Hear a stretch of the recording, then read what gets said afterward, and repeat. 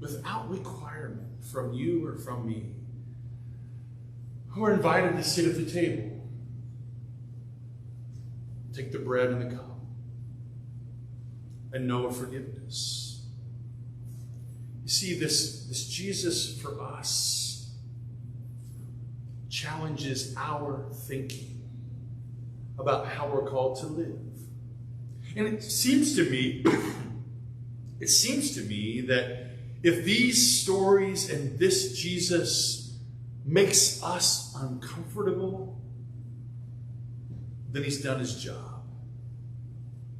Because in all of our lives, where we find ourselves in the midst of this following Jesus, if we say in our lives, man, this is tough, because I really, really, really, really don't want to love my neighbor. I really don't want to love my neighbor.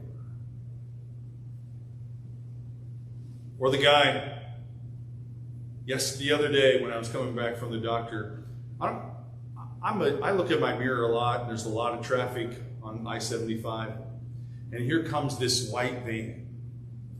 I was in the center lane, and it was when it was 3 lanes before you get to Troy. And I saw this white van, and I'm here, and there's a semi here, and he's coming, and I'm thinking to myself, man, he wants to go from here to here between us.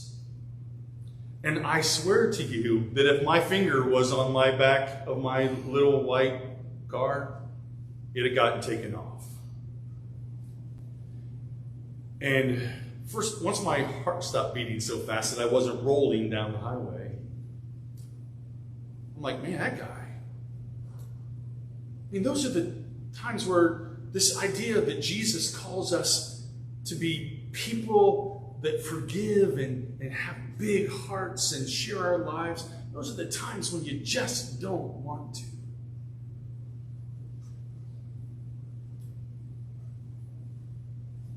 You see, this Jesus, it's interesting at the end. He looks around at those seated at the table. And he says, of all those gathered, who are strangers and sojourners, and all those gathered, these people are my mother and brother and sisters. These people. Because you see, Jesus calls us in that kind of way, to live in such a way that, well, I sometimes consider it a badge of honor when I do something like that and people shake their head at me. Or my mom says, "Oh, Jim." I mean, my wife does that too once in a while. Jim.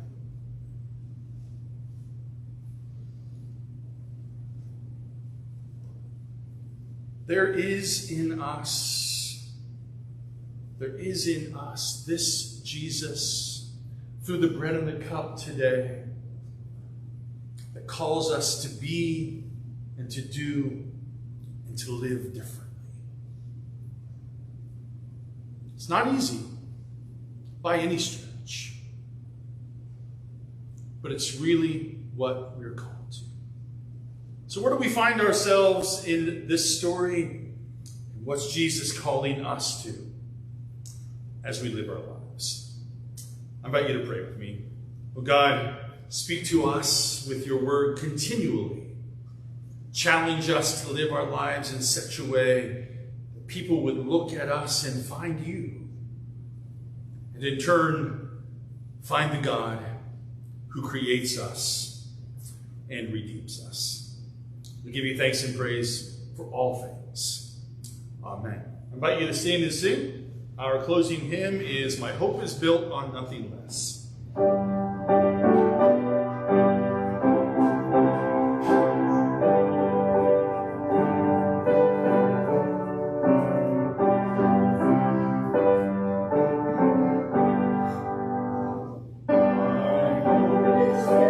built on nothing less.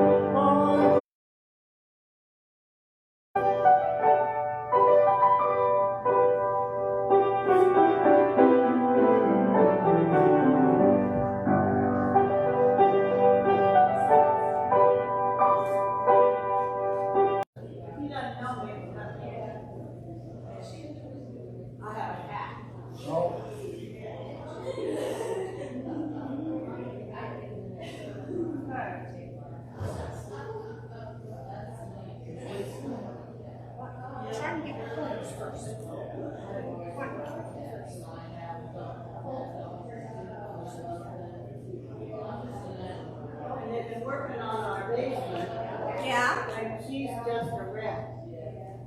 You imagine your dog working and just, tearing everything apart.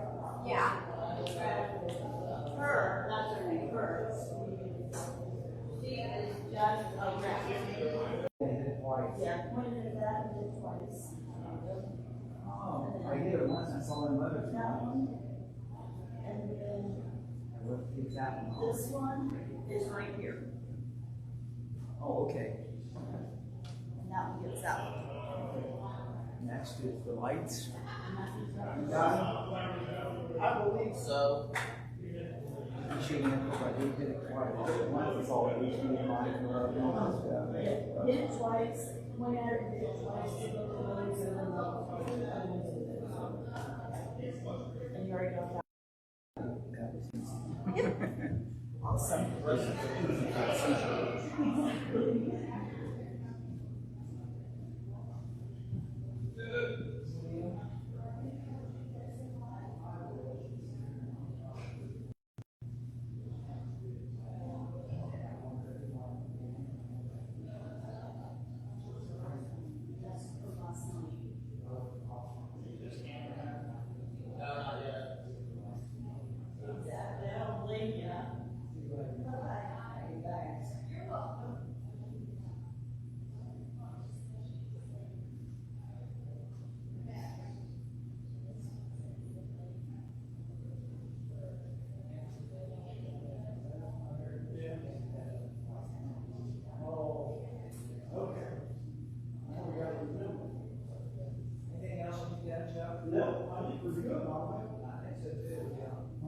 Catch you later.